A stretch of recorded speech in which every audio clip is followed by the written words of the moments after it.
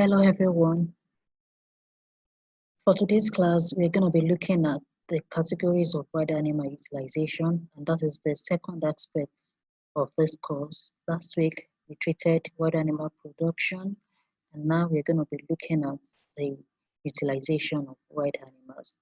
So the first utilization we'll be looking at is the raw materials, production of raw materials for industries. And so the raw materials we are referring to here are the hides and the skin, most especially. But of course, it is not limited to the hides and skins, because we also have the horns, the tusk, the hooves that are used for different purposes. But here, our attention is on the hides and the skin. So the hides of animals, they are treated skins of animals, and they are used in various forms, in form of leathers for human use. By extension, hide also includes the furs, and furs refer to the hair that is growing on non-human mammals. So especially for animals that have long hair, very fine hair.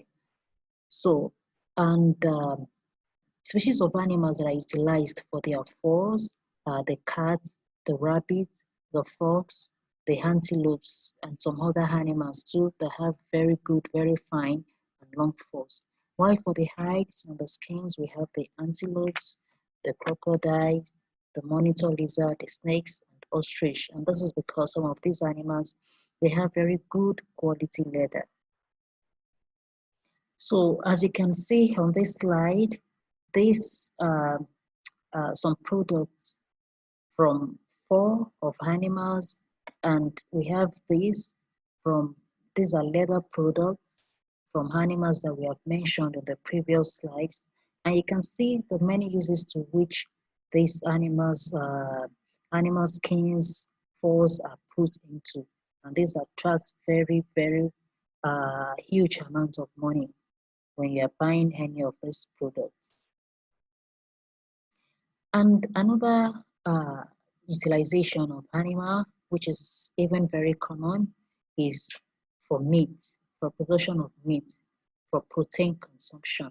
And most especially, this is important for the rural people, because they don't usually have access to the to the to the conventional meats that we eat, like the beef, the chicken, and so on.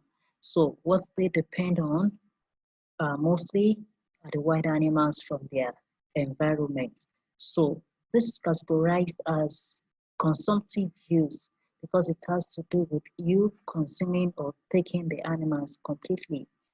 I mean, it is quite different from the non-consumptive use, such as recreational activities where you can use the same animal over and over again. But in case of consumptive use, you're taking the animal and that is all.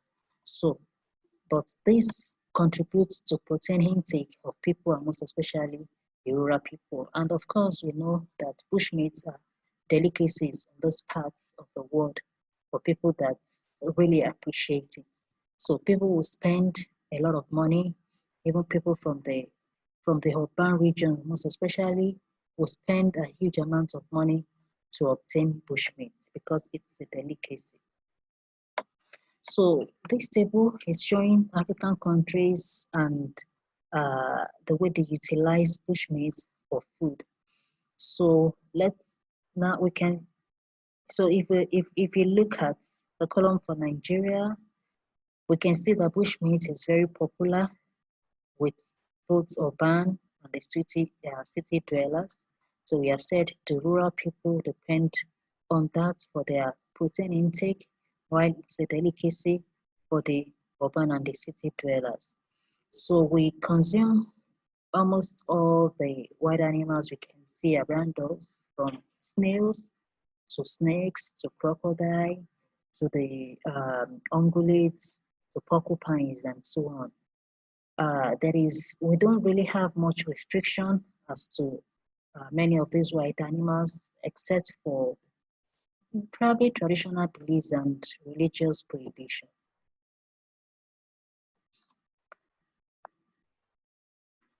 And another utilization of wild animal is falls under the laboratory and the research use. So there are thousands of animal species that are being used yearly, annually in the developed world and not even all over the world for research purposes ranging from laboratory use to pharmaceutical industries, food industries, and so on, as we shall see in the next slide. So, laboratory and research use under the education purpose, of course, all the things we know about, almost everything we know about animals, all come from the real animals themselves. And these are majorly the wild animals. I mean, when we talk about morphology, uh, anatomy, and all that about animal ecology, and rest of it, internal structure of animals. So we use real examples. We use real animals, and many a times these real animals are animals from the wild. They are the wild animals. So under the food industry, we know food has to do with human beings and human life. So, for instance, in baby food industries, when they're producing formula for babies, I mean, whatever new food is being produced cannot just be fed directly to human beings because of the risk associated with it. Because it has to pass through a trial stage when you first of all test the food to make sure it is good enough for human beings to consume without causing any adverse effect. So these things are tested on animals first of all, and they tend to make use of animals that are closely related to human beings, like the apes, like the baboons, like the chimpanzees, the monkeys. So they test these things on them first of all to see how the animals will react to them, and if they react fine, so by implication, human beings also will react fine to the food, and that will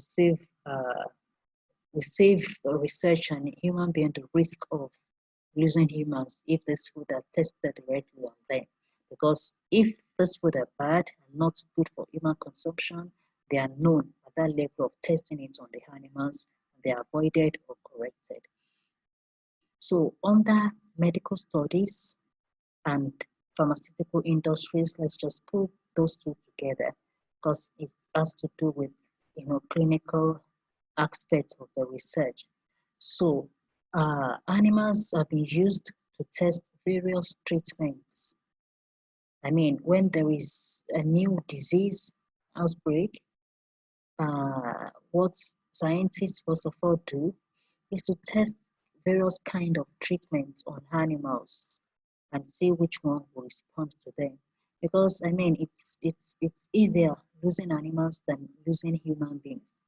Because if you even look at the rate of production of animals, many of the animal species that are used in clinical studies, they produce faster when you compare it to human beings.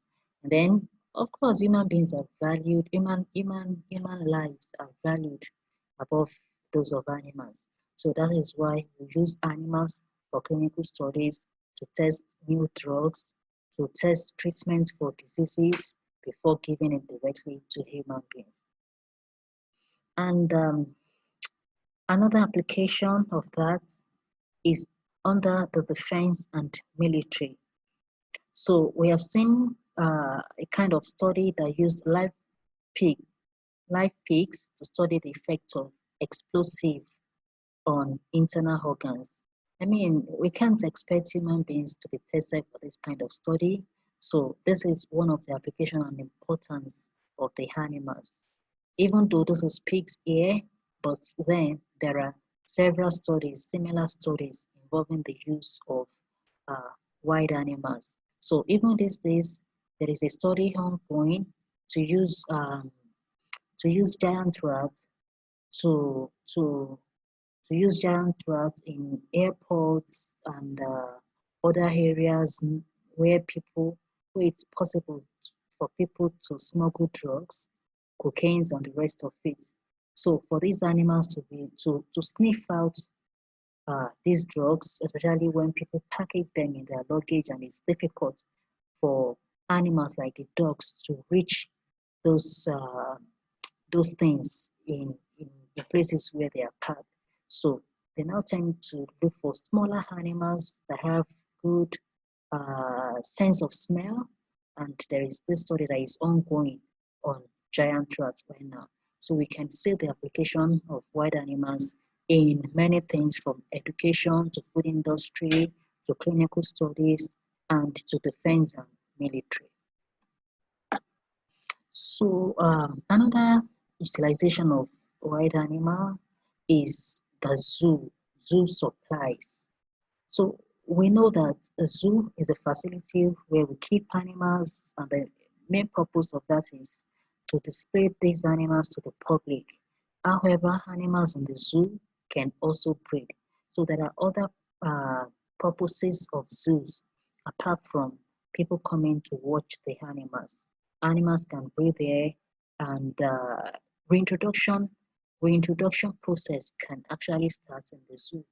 So what I mean by reintroduction process is, for instance, we identify that population of animals of a particular species of animal is dwindling in its natural environment. So what scientists normally do will be to bring pairs of those animal species that we are losing in the wild, then propagate them in the zoo or in a protected area or in an enclosure. And then when they have offsprings, we tend to release them back into their environment. So some of these things are also done in the zoo. But the main purpose of the zoo utilization here is for sightseeing. And so, of course, when we are thinking of setting up a zoo and bringing animals, we want to bring animals that people would like to see over and over again. We want animals that will attract people. So animals may attract people based on their beauty. For instance, the peacock. And animals may also attract people based on their ugliness. For instance, the gorillas. So, I mean, it has to do with what is unique to an animal, how rare the animal is, or the behavior of the animals. These are ways that money is also being generated through um, tour to the zoos, sightseeing, and so on. So this is an ecotourism aspect of our wild animals, their importance to us, the to the public, and to conservation community generally. Because these animals, I mean, when people come to they see these animals, you educate them about the animals and the threats these animals are facing in their wild environment. So people become knowledgeable about these animals, and then they develop passion for conservation generally. So here we can see different pelts of rabbits and the kind of cost they attract, the price that is associated with them. So we can see utilization of wild animals in the sales of animal pelts. So this comes under four that we treated earlier, under hides and skin. We have the four there. So this is under the four, and we can see that it's possible to have different grades of pelts and the amount they sell these different grades. So this is further to show you the monetary value that is associated to wild animal production. Again, we can see that for some people, especially in our country, people in the rural area, the hunters, their occupation, I mean, hunting is their major occupation. That's their main occupation. And this figure shows how much is being made annually across Western Central Africa from sales of animals. And this other one also shows the amounts that has been realized from sales of animal pelts, like we have seen the rabbit pelt. So this shows what has been generated yearly. And this further tells you the monetary value that is attached to wild animal production.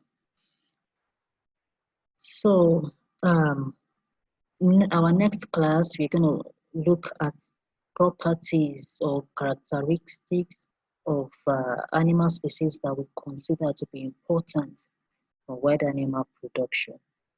See you then.